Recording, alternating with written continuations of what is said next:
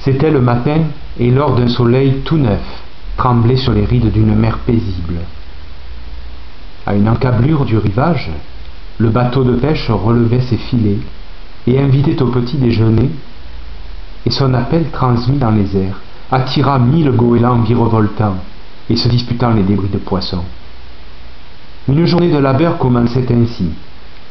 Mais seul, loin du bateau et du rivage, Jonathan Livingstone, le goéland, s'exerçait.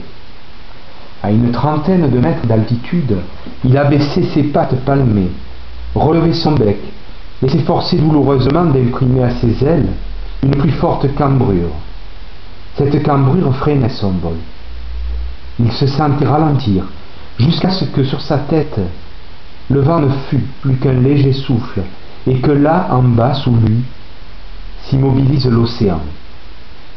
Les yeux à demi fermés, retenant sa respiration, se concentrant furieusement, il s'efforçait d'incurver ses ailes un peu plus encore. Puis la perte de vitesse ébouriffait ses plumes. Il décrochait et tombait.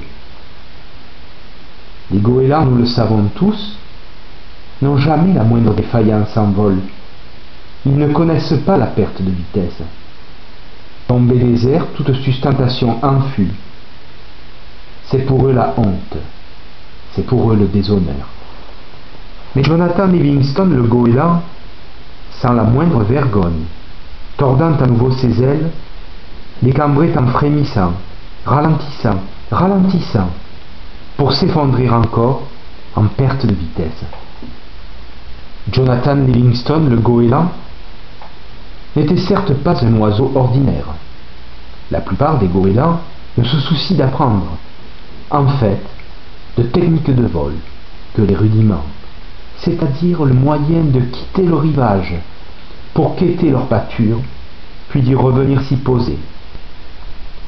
Pour la majorité des goélands, ce n'est pas voler, mais manger qui importe. Pour ce goéland-là, cependant, l'important n'était pas de manger, mais de voler. Jonathan Livingstone, le goéland, aimait à voler par-dessus tout. Cette façon d'envisager les choses, il ne devait pas tarder à s'en apercevoir à ses dépens, n'était pas la bonne pour être populaire parmi les autres oiseaux du clan. Ses parents eux-mêmes étaient consternés de voir Jonathan passer des journées entières, solitaires, à effectuer des centaines de planées à basse altitude, à expérimenter toujours. Ils se demandaient pourquoi, par exemple, lorsqu'il survolait l'eau à une hauteur de la moitié de son envergure, il pouvait demeurer en l'air plus souvent, plus longtemps, à moindre effort. Ces planées ne se terminaient pas par l'habituel éclaboussement que provoque sur la mer l'impact des pattes abaissées, mais par un long sillage plat, lorsqu'il touchait la surface pattes escamotées. Quand il se mit au milieu de la plage, à atterrir sur le ventre, puis à mesurer à pas compter la longueur de sa glissade sur le sable, ses parents furent vraiment plongés dans la consternation. « Mais John, lui demanda sa mère, pourquoi? Mais pourquoi? T'est-il donc si difficile, John, d'être comme tous les autres membres de la communauté? Ne veux-tu pas laisser le vol en rase-monte aux pélicans et aux albatros? Pourquoi ne manges-tu pas? Fiston, tu n'as plus que la plume et les os. Maman, cela m'est égal de n'avoir que la plume et les os. Ce que je veux, c'est savoir qu'il m'est possible. Et ce qu'il ne m'est pas possible de faire, dans les airs.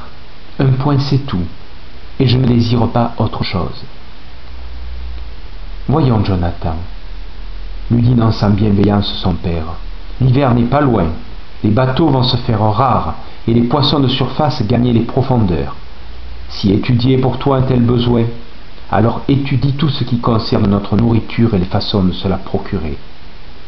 Cette question d'aérodynamique, c'est très beau, mais nous ne nous nourrissons pas de vol plané. Et n'oublie pas, n'oublie jamais, que la seule raison du vol, c'est de trouver à manger.